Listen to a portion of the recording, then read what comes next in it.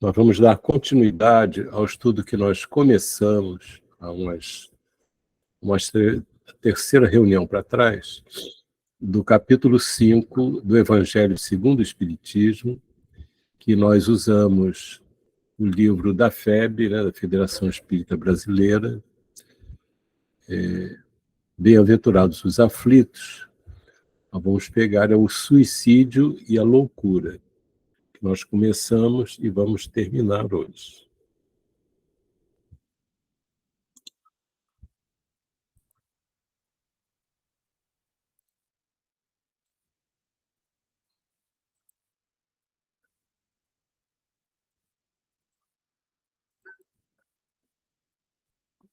Está dando para ver bem? Sim.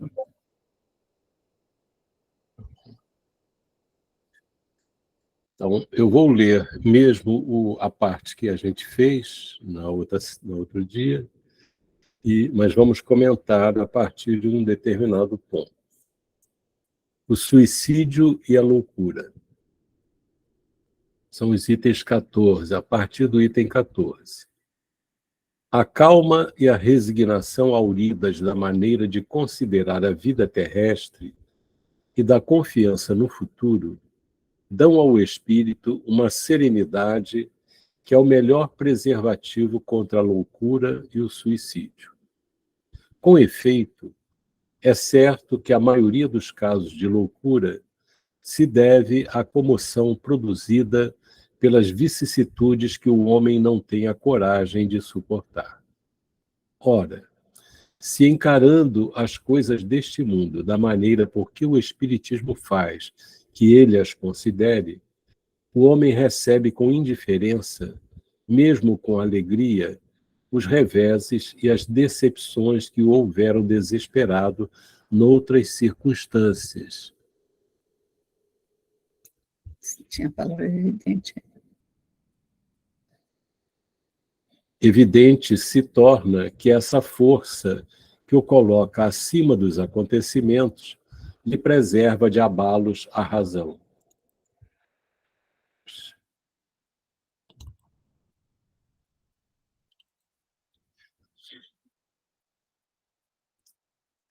Lhe preserva de abalos à razão, os quais, se não fora isso, a conturbariam. O mesmo ocorre com o suicídio. Postos de lado os que se dão em estado de embriaguez e de loucura, aos quais se pode chamar de inconscientes, é incontestável que tem ele sempre por causa um descontentamento, quaisquer que sejam os motivos particulares que se lhe apontem. Ora, aquele que está certo de que só é desventurado por um dia e que melhores serão os dias que hão de vir, enche-se facilmente de paciência. Só se desespera quando nenhum termo divisa para os seus sofrimentos. Meu Deus do céu. Está aparecendo um negócio no meio aqui. Se desespera quando nenhum termo divisa para os seus sofrimentos. E que é a vida humana com relação à eternidade, senão bem menos que um dia.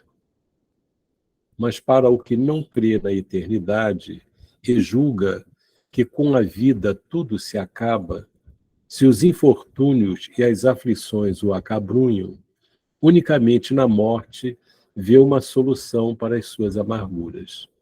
Nada esperando, acha muito natural, muito lógico mesmo, abreviar pelo suicídio as suas misérias. A incredulidade, a simples dúvida sobre o futuro, as ideias materialistas, numa palavra, são os maiores incitantes ao suicídio. Ocasionam a covardia moral.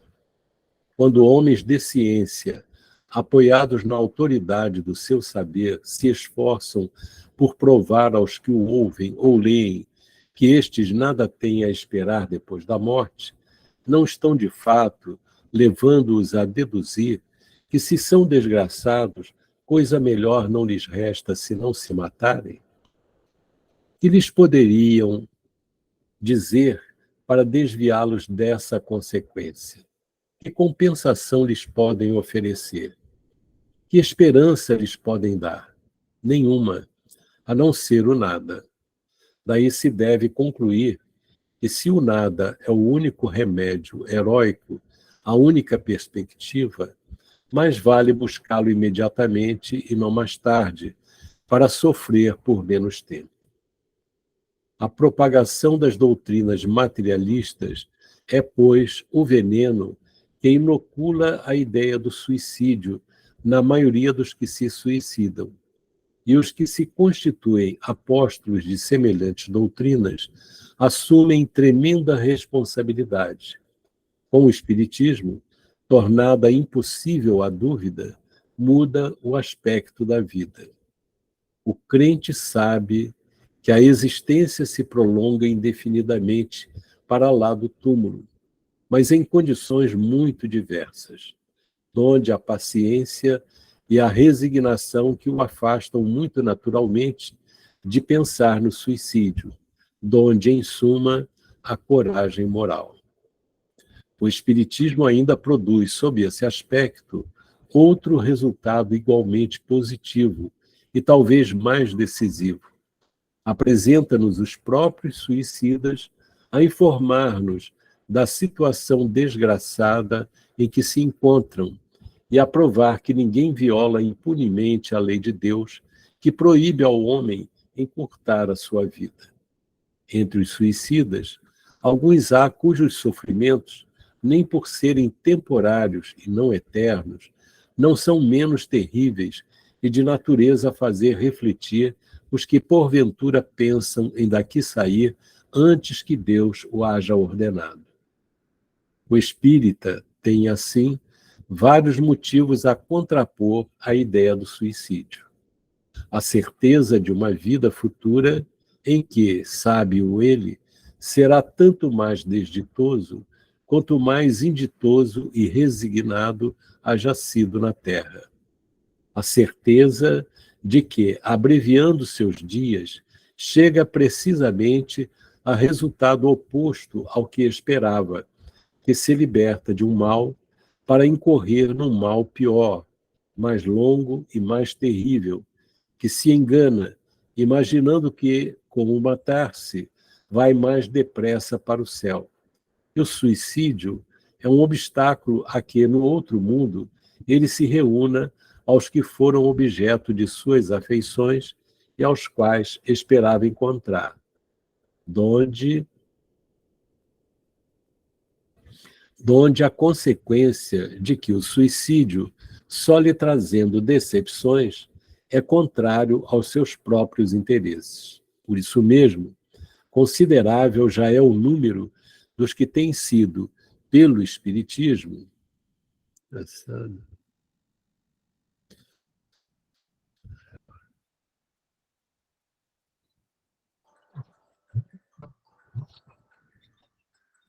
liga isso. Por isso mesmo, considerável já é o número dos que têm sido, pelo Espiritismo, obstados de suicidar-se, podendo daí concluir-se que, quando todos os homens forem espíritas, deixará de haver suicídios conscientes. Comparando-se, então, os resultados que as doutrinas materialistas produzem com os que decorrem da doutrina espírita, somente do ponto de vista do suicídio, forçoso será reconhecer que, enquanto a lógica das primeiras a ele conduz, a da outra o evita, fato que a experiência confirma.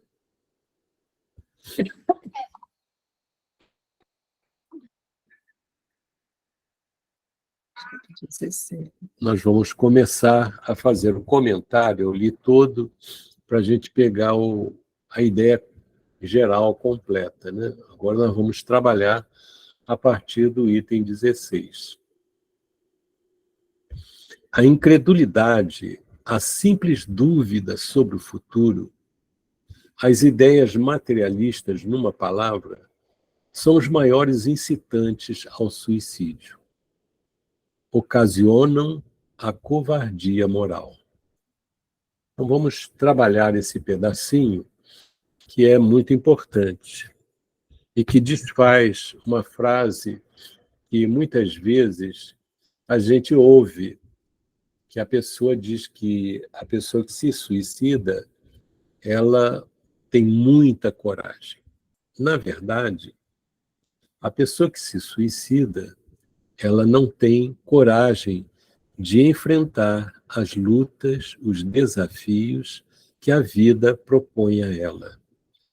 O suicídio é uma tentativa de fugir do sofrimento, da angústia, de alguma coisa. E a pessoa deve trabalhar para se fortalecer, né? Então, a ideia de suicídio, ela decorre não de uma coragem, mas de uma vivência em que o entendimento a respeito da vida está muito distante da realidade.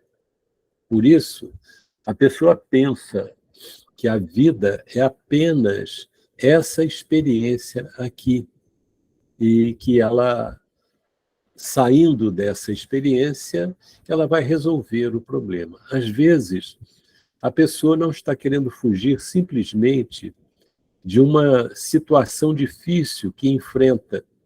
Às vezes ela está querendo fugir de si mesma, mas é impossível a pessoa, o espírito, fugir de si mesmo. Não existe essa possibilidade.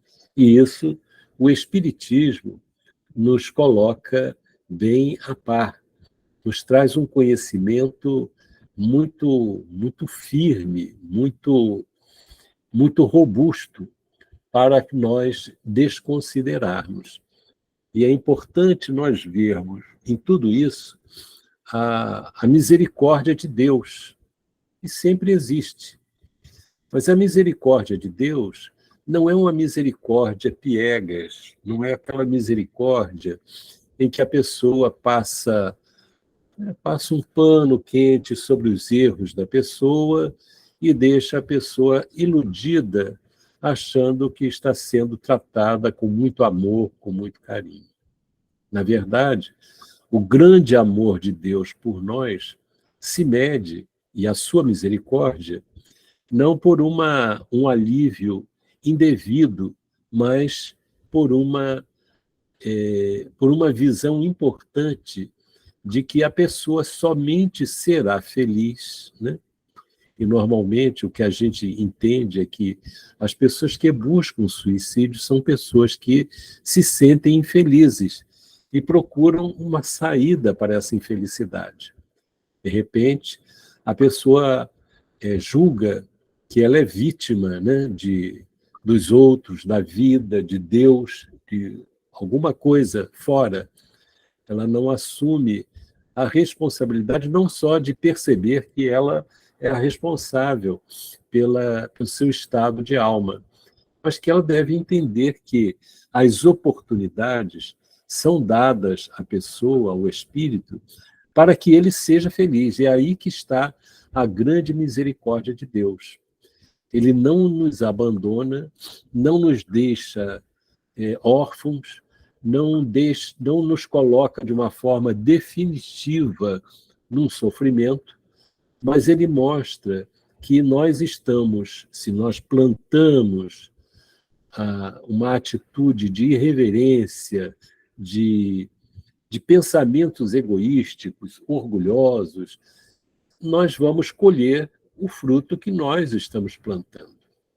E é importante nós vermos que Jesus veio à Terra para nos dar o exemplo. Como todos nós já dissemos aqui nos estudos, não apenas agora, mas muitos companheiros já disseram isso, e que é a verdade, Jesus não veio aqui à Terra para nos mostrar a grandiosidade dele. Seria desnecessário fazer isso. Mas veio nos mostrar a grandiosidade que nós podemos ter. Mostrar como podemos amar, como podemos enfrentar as adversidades, como podemos nos relacionar com os nossos adversários.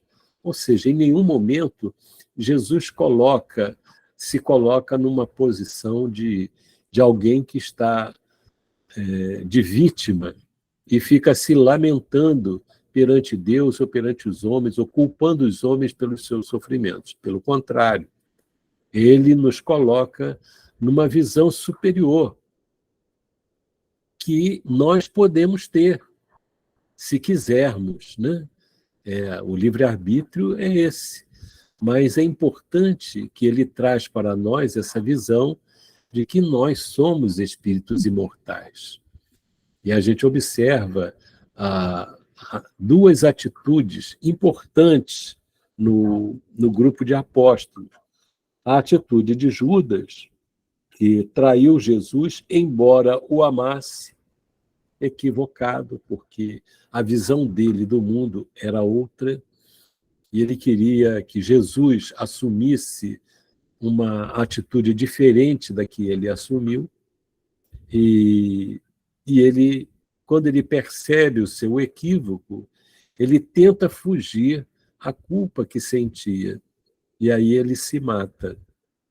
De outro lado, nós vemos Pedro, que também amava Jesus, sem dúvida alguma, e que na hora difícil ele negou Jesus 3 vezes, embora tenha sido advertido por Jesus que isso ocorreria, analisando a fragilidade de Pedro. É interessante, nós poderíamos dizer que Judas foi muito corajoso por se matar? Não. Judas demonstrou um segundo equívoco, um erro por ter traído Jesus e outro erro por ter destruído a própria vida, ou melhor, a vida física, porque ele prosseguiu vivendo. E temos Pedro, que nós poderíamos chamar que ele foi covarde? Não. Ele teve medo, ele ficou numa situação difícil, né, de compreender o que Jesus estava fazendo. A gente ainda vai um dia trabalhar esse aspecto aí.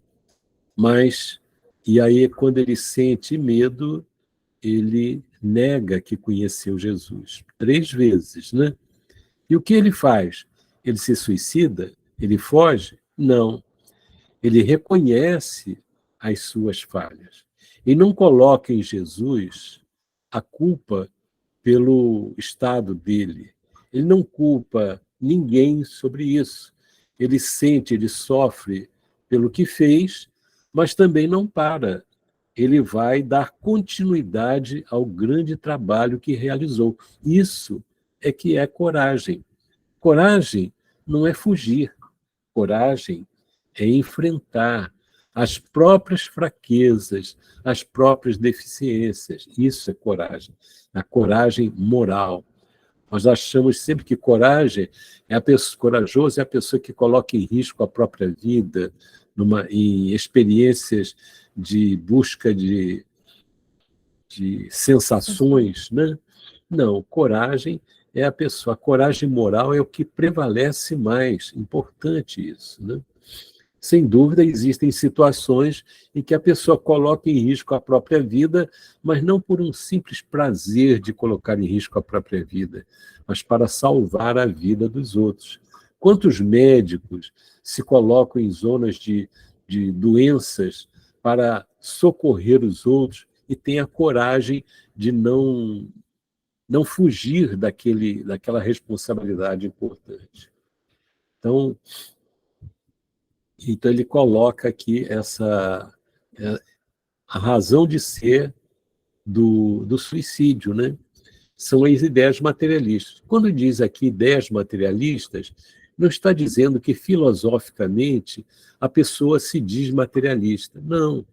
É porque, na prática, ela adota uma visão materialista, embora possa até dizer que crê em Jesus, que crê em Deus. Mas, na hora de enfrentar os problemas, ela age como se materialista fosse, né? Uma visão curta, uma visão pobre da realidade da vida.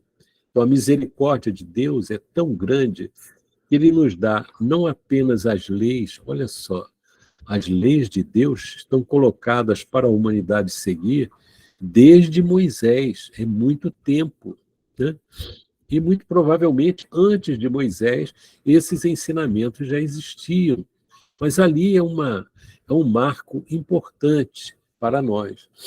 Então, essas leis que antecedem qualquer esclarecimento, elas já são bem claras, sintéticas, de fácil compreensão, mas de difícil aplicação, porque nós encontramos dentro de nós muitos adversários que sustentam uma luta que nos impedem de amar a Deus e de amar o próximo. Ora, quem ama a Deus jamais vai poder alimentar a ideia de suicídio. Lógico que há pessoas que passaram por isso, mas que depois de enfrentar as consequências desses erros, amadureceram, né? Tornaram-se maduras espiritualmente e venceram esses obstáculos, mas transformaram a própria forma de viver. É o caso da dona Ivone Pereira, né? Que nos relata as suas experiências. Aí ele coloca aqui, ó, quando homens de ciência, apoiados na autoridade do seu saber, se esforçam por provar aos que os ouvem ou leem que estes nada têm a esperar depois da morte, não estão de fato levando-os a deduzir que, se são desgraçados, coisa melhor não lhes resta senão se matarem? Olha só, é interessante isso. Quando homens de ciência, o que os homens de ciência sabem sobre a vida? O que eles sabem? Eles sabem, esses são doutores, né? Têm uma autoridade sobre a vida no corpo, mas eles desconhecem a vida espiritual, o ser espiritual que habita aquele corpo. Então, quando nós levamos em consideração esse saber, que tem a sua importância, mas que não pode, em hipótese alguma, ser levado para a análise das questões da vida espiritual, porque não é o campo do saber desses homens. Eles podem saber como funciona o fígado, como funciona o coração, como funciona o estômago, como funciona o cérebro, em parte, né? Mas eles não sabem que vestindo aquela roupagem material de células, de carne, de ossos e tudo, ali está um espírito imortal, imortal. Como é que ele vai dar ideias, vai sugerir alguma coisa se ele não conhece, se ele não tem o conhecimento a respeito dessa condição espiritual? Então, nesse caso, nós temos que buscar a ciência, o saber de quem conhece isso. E quem é que conhece mais isso? Quem deu mais informações sobre isso foi Jesus. E ele detém uma autoridade muito grande, porque ele exemplificou o que ensinou. Ele mostrou que, na verdade, ele dava mais valor, não que ele não desse valor à vida física, porque em nenhum momento nós vimos Jesus pedindo para ser morto, para ser crucificado. Não existe isso. Mas nós vimos que Jesus trabalhou intensamente para abrir os olhos das criaturas para a sua realidade espiritual. E disse mais, que até o capítulo que está dizendo, bem-aventurados os aflitos, parece uma contradição. Como é que os aflitos na Terra podem ser felizes, bem-aventurados os aflitos? Porque ele está se referindo à felicidade do espírito. Não é aquela felicidade que o homem corpóreo espera da vida, que as suas vontades sejam aceitas, que ele não seja decepcionado, não seja traído, que ele não tenha nenhum obstáculo de ordem material. E nós vemos que, nessas condições, muitos países que têm todas essas possibilidades, que nós podemos chamar de felicidade material, eles também têm um nível que não é desprezível de suicídios, a nos mostrar de uma forma bem clara que a vida material, a satisfação de ordem material para o espírito encarnado, não é sinal de felicidade. É um sinal de bem-estar material, simplesmente. Mas quem sente a felicidade não é o corpo. O corpo pode ficar saciado, alimentado, mas o que sente a felicidade é um sentimento do espírito. E o espírito, para ser feliz, é bem verdade que é agradável estar bem saciado, estar bem alimentado, bem tratado, bem reconhecido, mas não é isso que garante a felicidade. O que garante a felicidade é quando a pessoa é capaz de amar. Ou melhor, na verdade, todos nós somos capazes de amar. Não há nenhum impedimento. Mas só é feliz aquele que se esforça para amar. Por que a gente fala se esforça para amar? Porque amar é uma coisa muito boa. Amar é muito melhor, muito mais importante para a felicidade do que ser amado. Nós sabemos disso. Ninguém pode desconsiderar o amor que todas as criaturas recebem de Deus, do Cristo, dos espíritos que estão a serviço da obra do bem. Todos eles nos amam. Dos nossos entes queridos que estão no mundo espiritual, que nos amam. Nós somos muito amados. Somos amados pelas pessoas que estão conosco na vida. É bem verdade que nós temos aqueles que não nos amam, mas o volume, vamos dizer assim, de amor que nós recebemos, que é parte de Deus, que vem de Jesus, que vem dos bons espíritos, daqueles espíritos que velam pelo nosso progresso aqui na Terra, é imenso. Isso seria suficiente, é suficiente para nós nos sentirmos felizes. Mas, na verdade, isso não basta, porque muitas pessoas que sabem disso, que têm isso, e às vezes nem consideram isso, porque não refletem sobre a vida, elas se julgam infelizes, e são infelizes. Porque não é suficiente ser amado. Agora, amar é suficiente. Então, a felicidade, ela está muito mais na direção de nós amarmos do que de sermos amados. Porque a capacidade de amar é que ilumina o espírito. Se nós estamos tristes, infelizes, desiludidos da vida, de alguma coisa, então vamos dar uma olhada dentro de nós para vermos se nós realmente amamos. Às vezes nós somos capazes de fazer alguns gestos que demonstram a nossa capacidade de amar, de auxílio ao próximo. Nós somos capazes de fazer isso. E o que nós sentimos quando fazemos isso? Nós nos sentimos felizes. Há uma felicidade maior em dar amor do que em receber amor, sem dúvida alguma.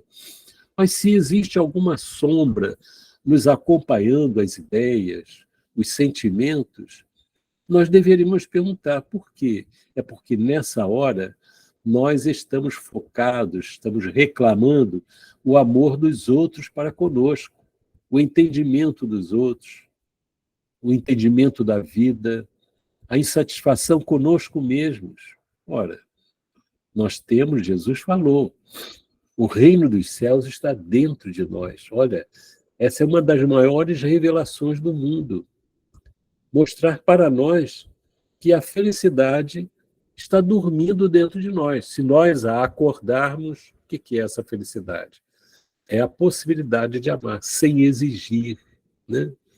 Compreender. como Jesus fez. Jesus sabia que Judas iria traí-lo. Mas quando Jesus chega para entregar Jesus, ele o chama de amigo. Amigo, a que vieste? E depois, na cruz, ele pede e ora, pede a Deus pelos homens que o crucificavam, que foram injustos no julgamento dele. O que ele diz? Pai, perdoai-os, porque eles não sabem o que fazem. Então, a ignorância alheia não pode abalar a nossa felicidade, a nossa capacidade de amar.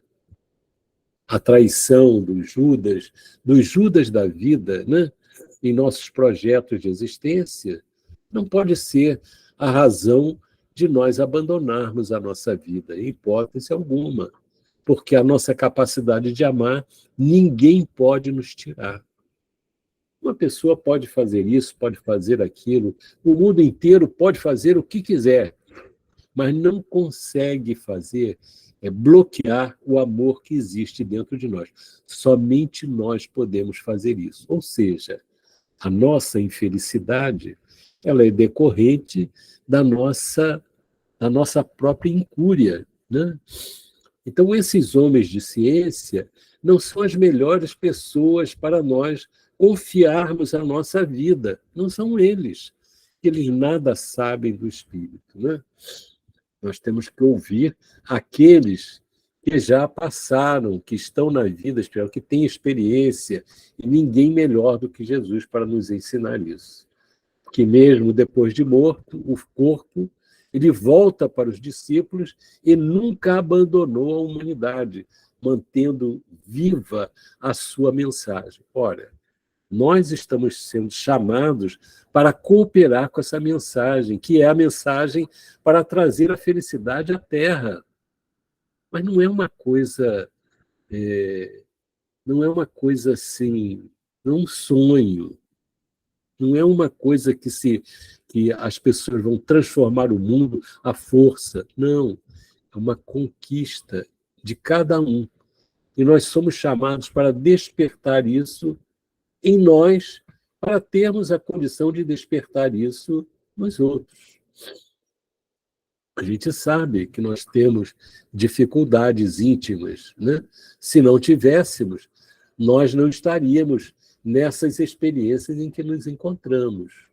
Mas é importante a gente levar em conta essa beleza que é a vida. Poxa, a vida é um tesouro.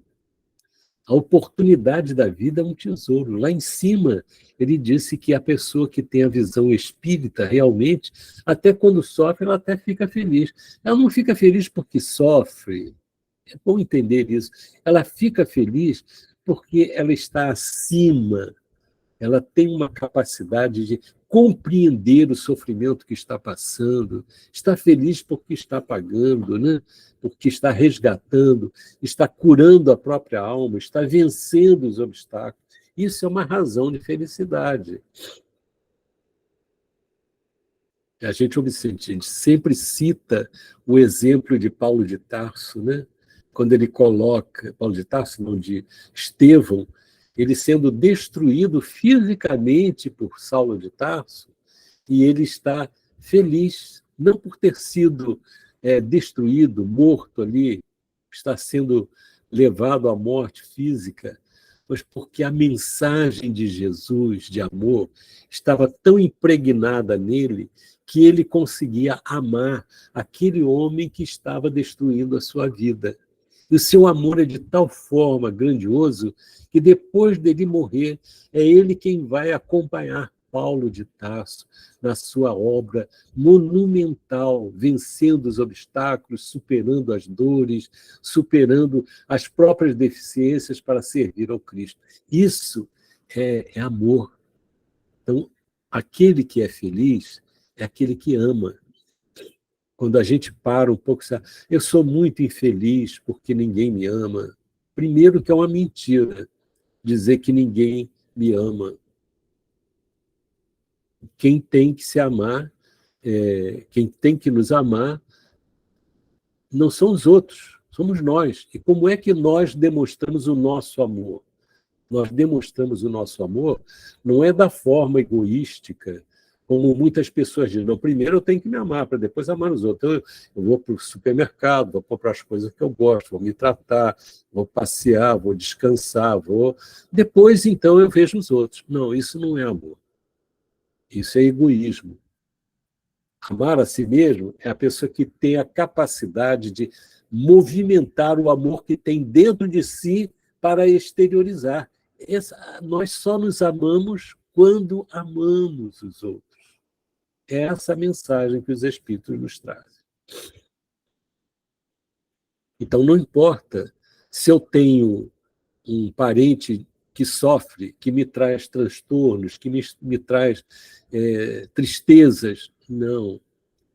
Nós estamos aqui para agradecer a Deus por estarmos aqui passando por essa situação. Levantar os olhos a Deus e agradecer, porque Ele nos deu a oportunidade de estarmos junto a esses entes queridos que necessitam de amparo, de atenção. Então é uma ilusão, não é para a gente seguir esses homens que nada entendem do espírito.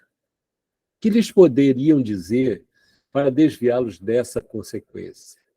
O que esses homens sábios poderiam dizer para afastar a pessoa de uma ideia de se matar? Que compensação eles podem oferecer? Simplesmente acabar com a vida?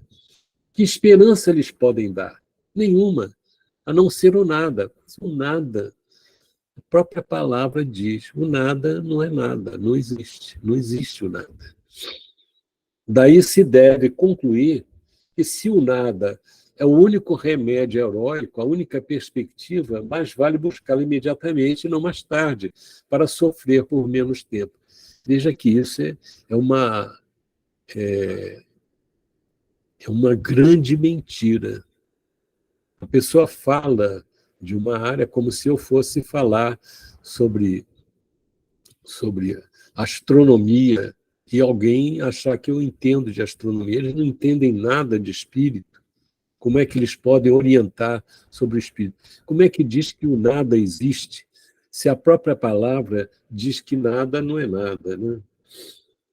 A propagação das doutrinas materialistas é, pois, o veneno que inocula a ideia do suicídio na maioria dos que se suicidam. E os que se constituem apóstolos de semelhantes doutrinas assumem tremenda responsabilidade. Porque se você cria essas ideias nos outros, e é importante a pessoa ver, a pessoa que se suicida, ela induz outras pessoas ao suicídio, porque o exemplo, ele arrasta.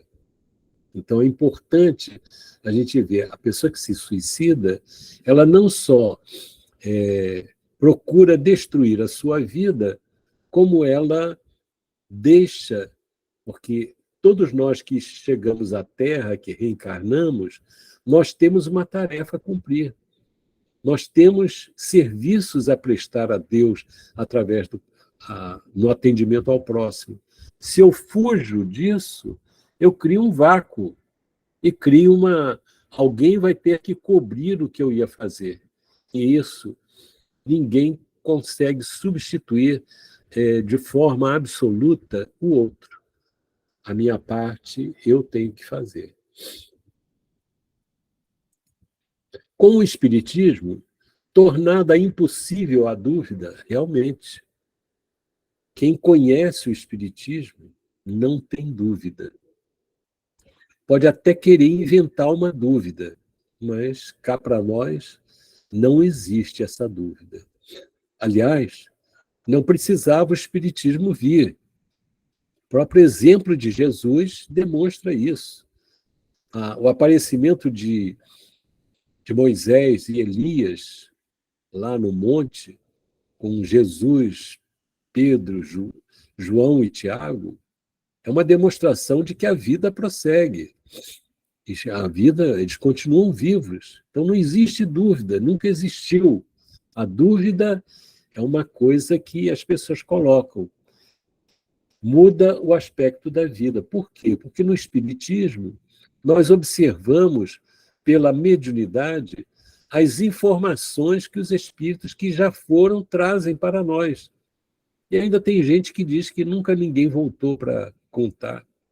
Meu filho, você procura, às vezes a pessoa procura tanta informação inútil e não procura a informação que pode mudar a sua própria vida, a sua visão de mundo, né? Então a gente tem que, se eu tenho dúvida, vou pesquisar, pesquisar mesmo, como Kardec pesquisou, sem preconceito, sem ideias preconcebidas, né?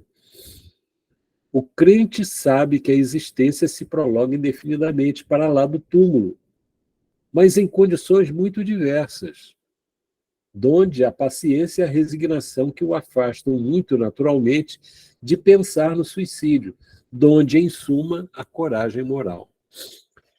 Então, quando ele fala assim, o crente, nós poderíamos dizer o ciente, né? Aquele que sabe, aquele que tem conhecimento. Não é uma crença em que a pessoa, eu acredito, não, eu acho que é. Não, é uma constatação, né? O crente sabe que a existência se prolonga indefinidamente para lá do túmulo, mas em condições muito diversas. Ora, o espírito que na Terra vive com pensamentos materialistas, materializado, ele desencarna e o corpo espiritual dele continua assim materializado, grosseiro. Agora, quando nós alimentamos a nossa alma com ideias elevadas de transformação pessoal, conhecendo as nossas próprias fraquezas, as nossas deficiências, porque nós que estamos aqui falando, fazendo estudo, não nos julgamos santos, não nos julgamos puros. Somos espíritos em luta muito grande com relação às nossas deficiências íntimas, às nossas brechas, às nossas dificuldades. E devemos compreender os outros, embora não devamos alimentar os erros alheios, nem os nossos, nem justificar os nossos erros. Devemos, sim, trabalhar constantemente para vencer as nossas más tendências, como diz Kardec. E é isso que nos coloca na condição de verdadeiros espíritos. Então, com essa visão do mundo espiritual, existe uma paciência, uma resignação.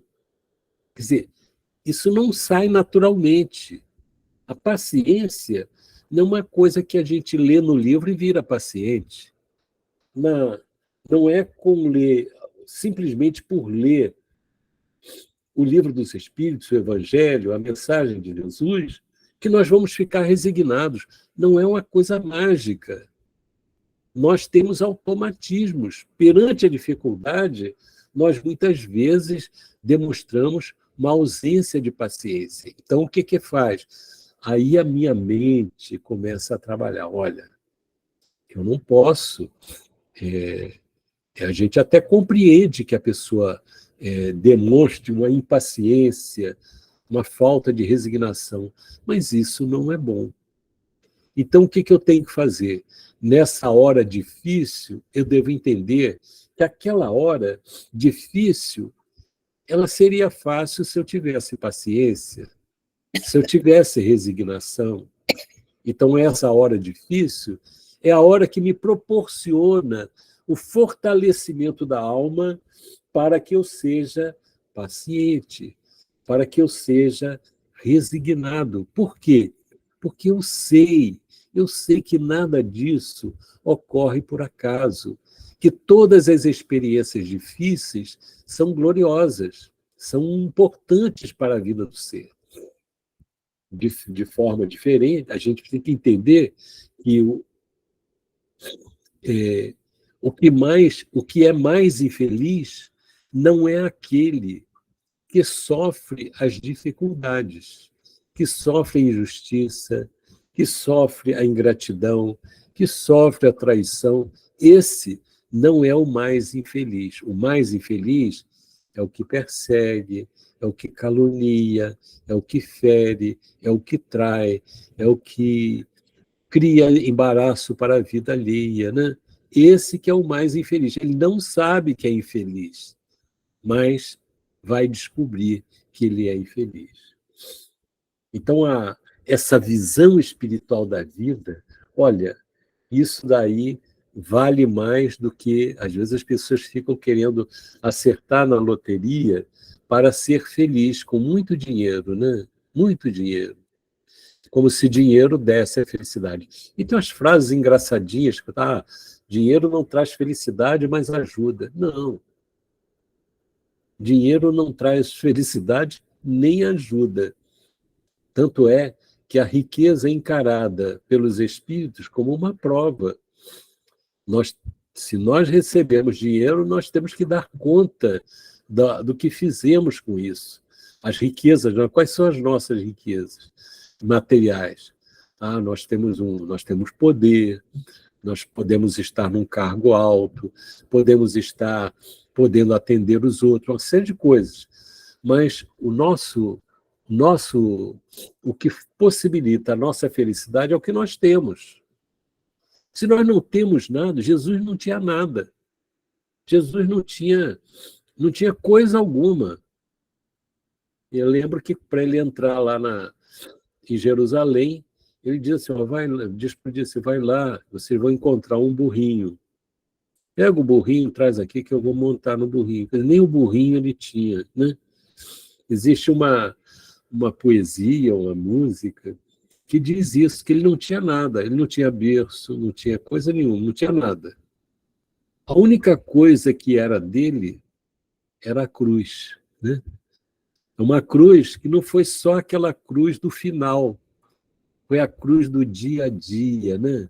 Do convívio com a ignorância, com a falta de amor das pessoas. Mas ele se propôs a isso porque aquela vivência da cruz todo dia ali, ele estava libertando espíritos. Ora, nós não podemos desprezar esse trabalho de Jesus jogando fora uma vida pelo suicídio. Não podemos fazer isso. Isso é uma traição. Isso é uma falta de a traição a nós, a Deus, ao Cristo, que tanto fez e tanto faz por todos nós. Então, e o Espiritismo ainda produz, sob esse aspecto, outro resultado igualmente positivo e talvez mais decisivo. Apresenta-nos os próprios suicidas, a informar-nos da situação desgraçada em que se encontram e a provar que ninguém viola impunemente a lei de Deus que proíbe ao homem encurtar a sua vida. Ora, às vezes o espírita pode falar assim, não, eu já li o Memória de um Suicida, mas eu não estou aguentando essa vida, não. Eu vou me matar, porque aí eu vou lá para o Vale dos Suicidas, fico lá uns tempos, né? E depois vão me levar lá para o lar lá da Hospital Maria de Nazaré, e aí vão me tratar e coisa e tal, vai ficar tudo bem. Ora, isso é uma visão absurda.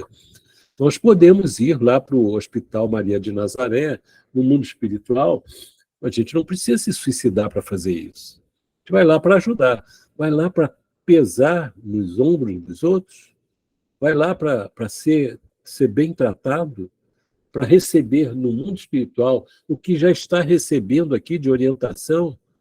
Isso é uma falta de lógica, falta de bom senso. Nós temos que olhar os casos de suicidas, com que eles vêm, por que eles vêm contar para nós? Eles vêm contar para nós para que nós saibamos o passo que nós vamos dar, o absurdo que é isso. Eu me lembro, quando eu trabalhava, estava ainda trabalhando, eu estava lendo o livro Memória de um Suicida, do ônibus, né? No trem, vinha. Deixa eu fazer uma correção. Quando você trabalhava profissionalmente, porque você continua trabalhando. Tá bom, tá certo, Vera. Ela está me socorrendo aqui para não falar bobagem. Né? Então, eu deixava o livro em cima da mesa. E tinha um colega meu, que era um grande amigo meu, que se tornou um grande amigo, que é batista, já era naquele tempo, Quando eu entrei no trabalho, a primeira coisa que ele fala com ele, me deu uma peitada assim, falou assim, olha, eu sou batista, não sei o quê. Eu falei assim, ele já está pressentindo o perigo que ele está correndo comigo aqui perto, né? E um dia ele chegou para mim e falou assim, Wanderley, quando você sai para almoçar, eu fico aqui e estou dando uma olhada nesse livro. Quando você terminar de ler A Memória de um Suicida, você me empresta para eu ler? Ah, não pediu duas vezes, né? Falei, até eu acabar de ler esse livro, que era grosso, né, pode perder a vontade, né? E aí eu comprei o livro e dei para ele. Uns dias depois, um outro colega, era uma sala grande, né, cheia de vários grupos ali, ele chamou um contínuo e falou, fulano, você sabe onde fica a Federação Espírita Brasileira, na Avenida Passos, 60? Então vai lá e compra esse livro aqui, eu vou anotar para você aqui, Memórias de um Suicida. Vai lá e compra e traz aqui, porque eu tenho um amigo que está querendo se suicidar. Eu falei para ele, olha, faz o seguinte, antes de você se suicidar, você vai ler um livro que eu vou te dar. Aí depois você vê o que você vai fazer. É interessante como essa mensagem, né? E aí eu lembro que eu falei para a dona Ivone Pereira, contei esse caso para ela, né? Que eu comprei o livro, que o outro falou, ah, meu filho, você tinha que dar para ele o livro dos espíritos, não era Memória de um Suicídio. Ela é muito interessante, é muito simples, muito firme, né, doutrinariamente. E esse colega assistiu palestra do Divaldo, continuou batista, mas com uma visão que ele falava assim, Wanderley, eu não posso falar essas coisas lá na minha família, porque eles não entendem. Mas ele já tinha uma visão, que bonito isso, né? Muito bonito.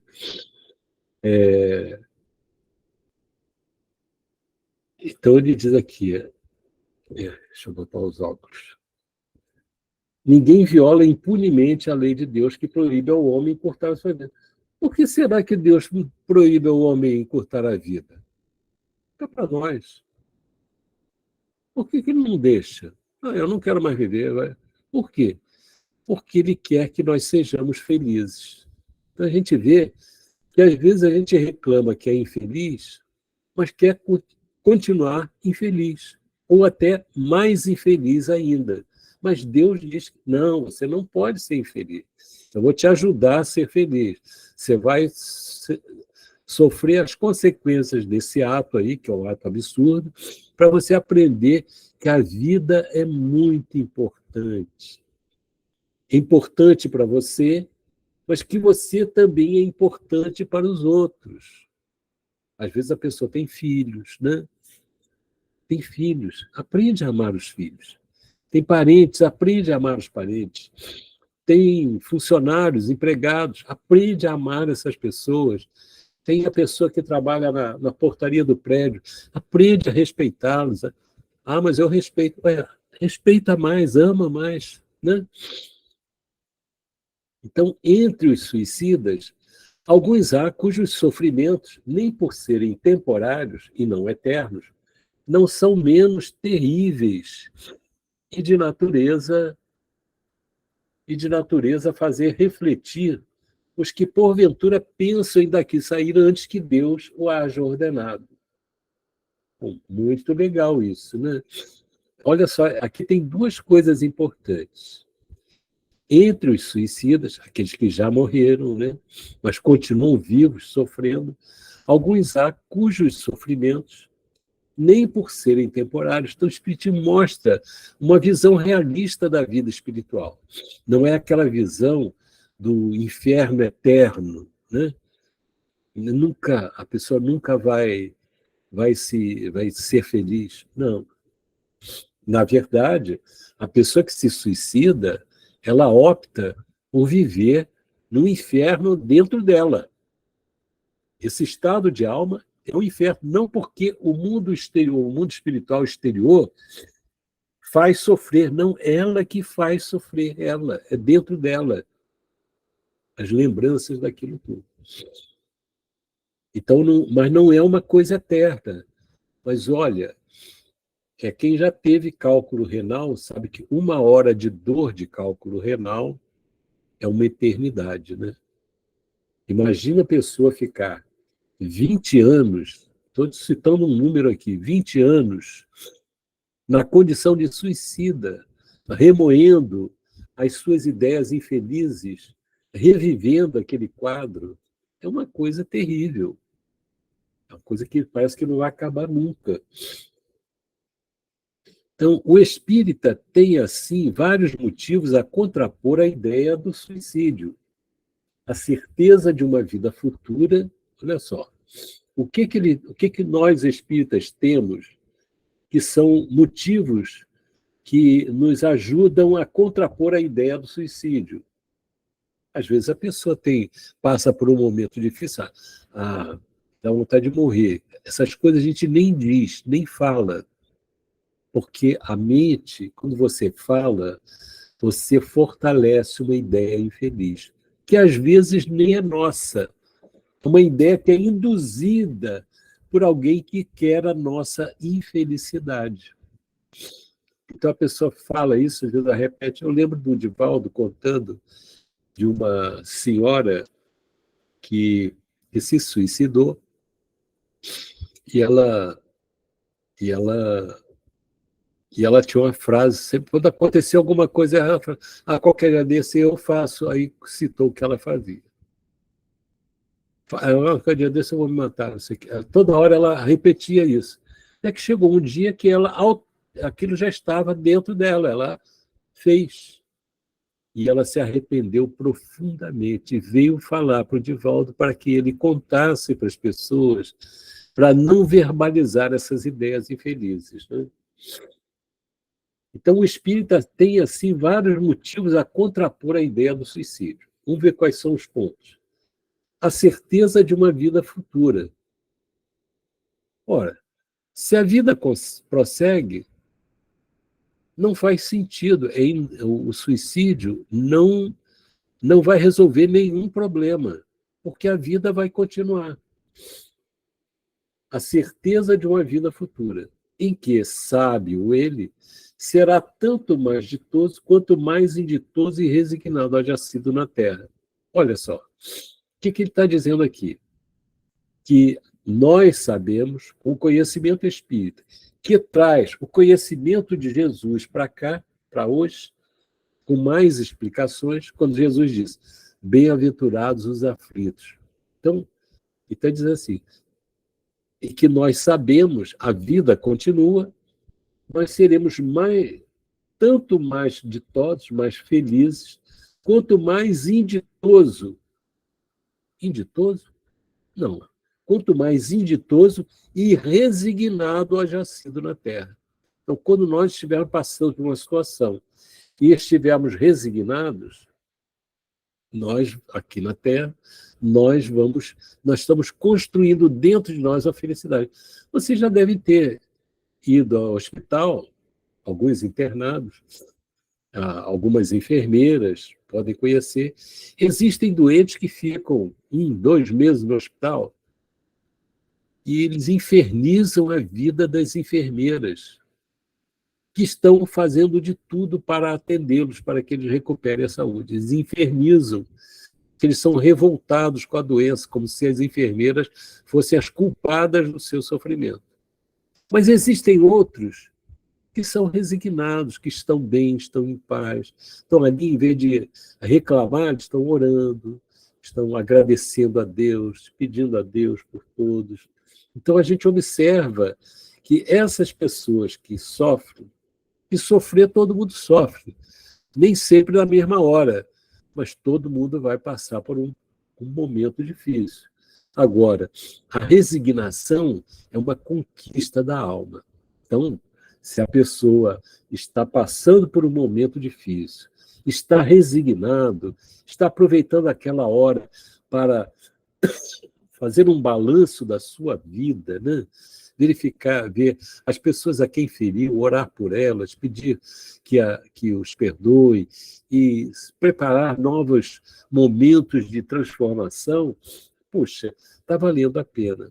Então, aquele momento que a pessoa está passando por uma hora difícil é o momento de crescer, é o momento de se afirmar, de de levantar a cabeça, de fazer brilhar a luz que tem dentro de si.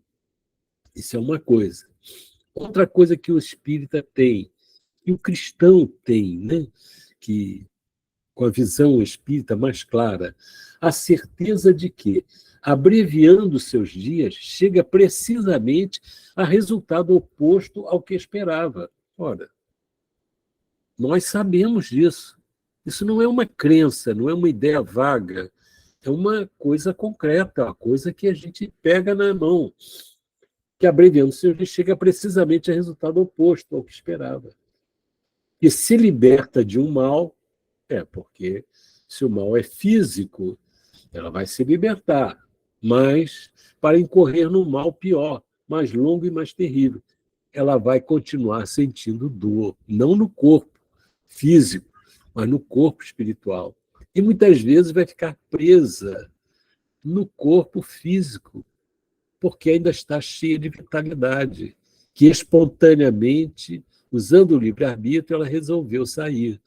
Então, ela vai, muitos casos, a gente vai ver a pessoa acompanhando a deterioração do corpo físico, sendo consumido pelos vermes. Isso é a coisa melhor do que a vida que a pessoa estava passando? Claro que não é, a gente sabe disso.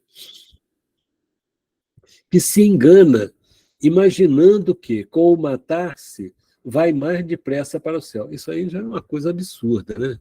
Que não existe nenhuma crença material aqui no mundo material que diga que a pessoa se matando vai para o céu. Mas existem pessoas que pensam assim. Às vezes a pessoa perde, entre aspas, perde. Tem um filho que desencarna, um ente querido que desencarna, e ela resolve se matar para ficar junto do ente querido. Exatamente isso que não vai ser permitido, ela não vai encontrar, não vai. Porque seria um estímulo que Deus daria às pessoas para o suicídio. Isso não ocorre. Que o suicídio é um obstáculo a que, no outro mundo, ele se reúna aos que foram objeto de suas afeições. Puxa vida! Puxa, tanto meus queridos, e aos quais esperava encontrar. Não vai encontrar. Eventualmente pode até aparecer lá, mas não pode ficar, não pode, porque a pessoa não vai desfrutar da grande alegria. Uma das coisas que os espíritos dizem, quando desencarnam nas condições normais, a coisa muito feliz é o reencontro com os entes queridos. Lembra aquele livro que a gente já estudou, do Voltaire, né? Que o irmão Jacó, que era um espírita atuante, ele está desencarnando, e já está dado, quer dizer, o corpo já foi considerado morto, né? Mas ele ainda está ali no desligamento do corpo físico. E quando ele está ali, quem que ele vê? Ele vê a filha dele, que já tinha desencarnado há muito tempo. A filha dele cuidando dele, que alegria, que coisa boa você encontrar um ente querido. Doutor Bezerra amparando ele. Poxa, é muito. Aí sim, aí essa morte vale a pena. E quanto mais nós fizermos bem aqui na Terra, melhor será essa situação. A pessoa que se suicida não tem essa alegria, essa felicidade. Ela se prejudica. Donde a consequência de que o suicídio, só lhe trazendo decepções, é contrário aos seus próprios interesses. Por isso mesmo, considerável já é o número dos que têm sido, pelo Espiritismo, obstados de suicidar-se. Tem até aquela história que os espíritos contam, né? E o Kardec estava num momento de muita pressão das pessoas contra ele por causa do espiritismo, né? Aí ele recebe um livro, né? Um livro dos espíritos muito bem encadernado, e lá dentro estava uma história. O camarada pensou em se matar, né? Porque tinha perdido a esposa, então a vida parece que não tinha mais sentido. E ele foi se jogar lá em Paris, no Rio Sena. Ele não sabia nadar, vou me jogar aqui e eu vou morrer, e aí acabou o meu sofrimento. Aí quando ele bota a mão assim no parapeito para pular, ele encontra um livro ali, já meio molhado, né? Já chovido. Aí ele pega, olha, aí olha dentro, tinha uma coisa escrita assim: este livro salvou a minha vida. Espero que salve também a sua. Aí ele pegou o livro, foi para casa, leu. Aí ele era especialista em encapar os livros, fez uma coisa bonita, mandou para o Kardec. Aí o Kardec, quando abriu aquele livro bonito, aquela encadernação bonita, né, ele viu o que estava escrito, e embaixo estava escrito o seguinte: e salvou a minha também, e assinou. Olha a coisa, você vê, se o camarada tivesse se matado ali, de que teria valido aquele ato infeliz? Nada. Ele não se matou, leu o livro, aproveitou aquilo, mandou para o Kardec. Foi um benefício, um ânimo para o Kardec prosseguir no seu trabalho, né? Então, a gente tem que achar as oportunidades da vida que nós podemos fazer a benefício dos outros, com equilíbrio, né? Podendo daí concluir-se que, quando todos os homens forem espíritas, deixará de haver suicídios conscientes. Quando ele fala que todos os homens serem espíritas, de verdade, que ajam coerentemente com os ensinos que aprendem. Não é perfeição, mas a pessoa tem a visão da vida. O espírita verdadeiro, ele não tem condição de dizer que isso está coerente com um suicídio, né? Deixará de haver suicídios conscientes. Comparando-se, então, os resultados que as doutrinas materialistas produzem com os que decorrem da doutrina espírita, somente do ponto de vista do suicídio, forçoso será reconhecer que, enquanto a lógica das primeiras, as ideias materialistas, a ele conduz ao suicídio, a da outra, a da espiritualidade, do espiritismo, o evita, fato que a experiência confirma, e é verdade mesmo. Então, a gente tem que valorizar essa vida abençoada, bendita, que nós temos, e agradecer a Deus as dificuldades, os problemas que chegam, o filho problemático, a esposa problemática, o marido problemático, os governantes problemáticos, todos são problemáticos, né? Tudo na vida, os líderes, os ditadores do mundo, as pessoas que... Porque tem muita gente no mundo sofrendo muito mais do que nós, muito mais. Nós não podemos ser ingratos a Deus, com Deus, né? Nós temos que agradecer a Deus e ver o que está ao nosso alcance para gerar felicidade, gerar paz, gerar amor para aqueles que convivem conosco. Ao invés de criarmos tensões, dificuldades, tormentos na nossa vida, no nosso lar, no nosso ambiente social, que nós possamos trazer essa vida que Jesus trouxe para nós e que nos enche de esperança, de renovação de nós mesmos e, por consequência, do mundo inteiro. Bom, agora eu vou pedir à minha querida Verinha. Eu agradeço a Deus tê-la como uma companheira querida aqui comigo. Para fazer a prece. Isso, fazer a nossa prece. Tá bom. Então, vamos todos unir os nossos pensamentos nesse momento. Vamos nos dirigir a Jesus, nosso mestre querido, esse amigo incomparável, que sempre está ao nosso lado, orientando-nos, instruindo-nos, inspirando-nos. E somos tão agradecidos por tudo que recebemos em nossas vidas. Somos agradecidos pelo lar, pela família, pelos amigos e, sobretudo, pela doutrina espírita, que nos ajuda, nos fortalece na caminhada, nos inspira em todos os momentos de nossas vidas. Nós queremos, nesse momento, Jesus amado, rogar por todos os nomes que se encontram nos nossos livros de prece, pedir o seu amparo, sua proteção para aqueles que perderam seus entes queridos, pedir pelos que partiram e rogar, Senhor Jesus, pelos que estão enfermos, nos hospitais, nas ruas, em qualquer lugar onde haja dor, sofrimento. Senhor, nós temos certeza que o Senhor ali está para consolar, para levar sempre uma palavra de esperança e fé, através dos seus ensinos no Evangelho. Muito obrigada, Jesus querido. Que a sua paz se faça em nossos corações, em todos os corações. Alcance todos os lares, Senhor. Alcance essa nossa cidade do Rio de Janeiro, nossa pátria, Brasil, no nosso planeta. Que todos sejam amparados nesse momento, Senhor. Obrigada, mestre amado, graças a Deus.